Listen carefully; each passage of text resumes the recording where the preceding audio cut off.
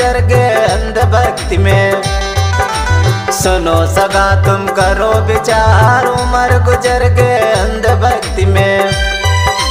किया भरोसा मनुवाद की पूजा भक्ति जतन हजार, उम्र गुजर गए अंधभक्ति में। सुनो सगा तुम करो विचार, उम्र गुजर गए अंधभक्ति में। सुनो सगा तुम करो विचार, उम्र गुजर गए अंधभक्ति में।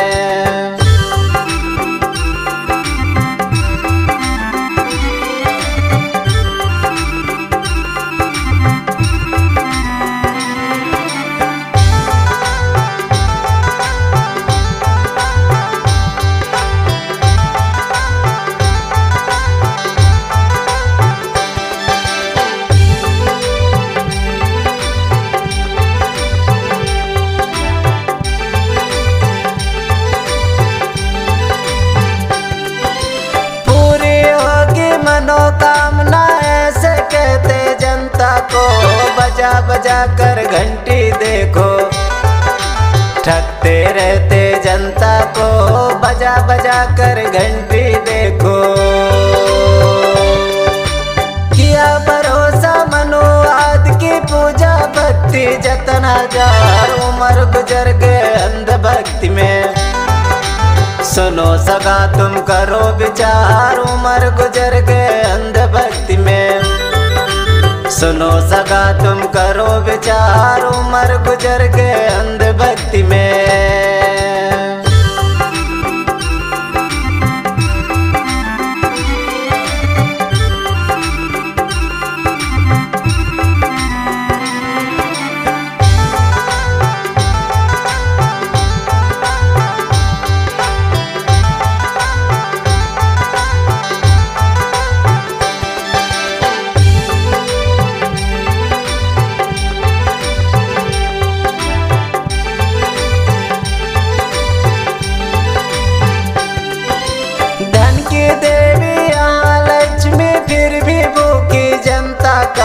सरस्वती है ज्ञानदायिनी, अनपढ़ जनता जाहिल का है। सरस्वती है ज्ञान की देवी।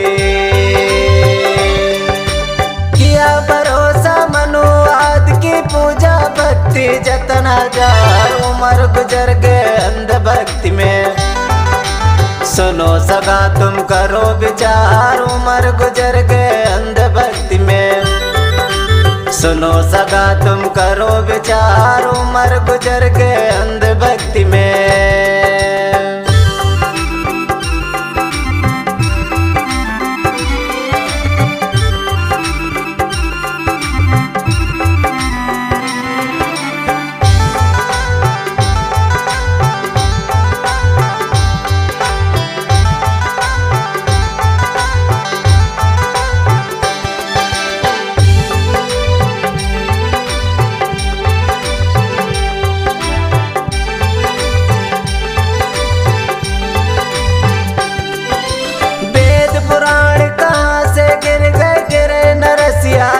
जापान भारत में होती है पूजा, लिखा ईश्वर या इंसान भारत में होती है पूजा।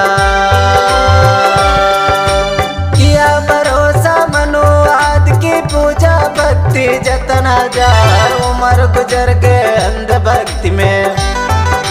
सुनो सगा तुम करो विचार, उम्र गुजर गए अंधभक्ति में। सुनो सगा तुम करो विचार, उम्र गुजर गए अंधभक्ति में।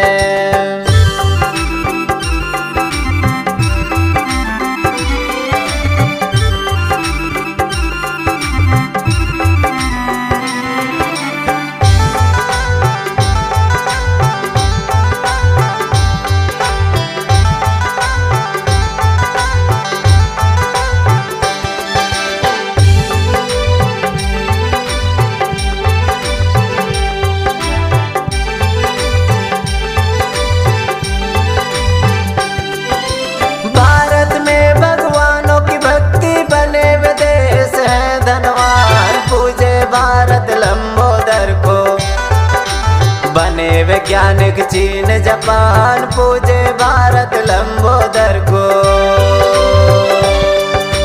किया भरोसा मनुवाद की पूजा भक्ति जतन हजार उम्र गुजर गए अंधभक्ति में। सुनो सगा तुम करो विचार उम्र गुजर गए अंधभक्ति में। सुनो सगा तुम करो विचार उम्र गुजर गए अंधभक्ति में।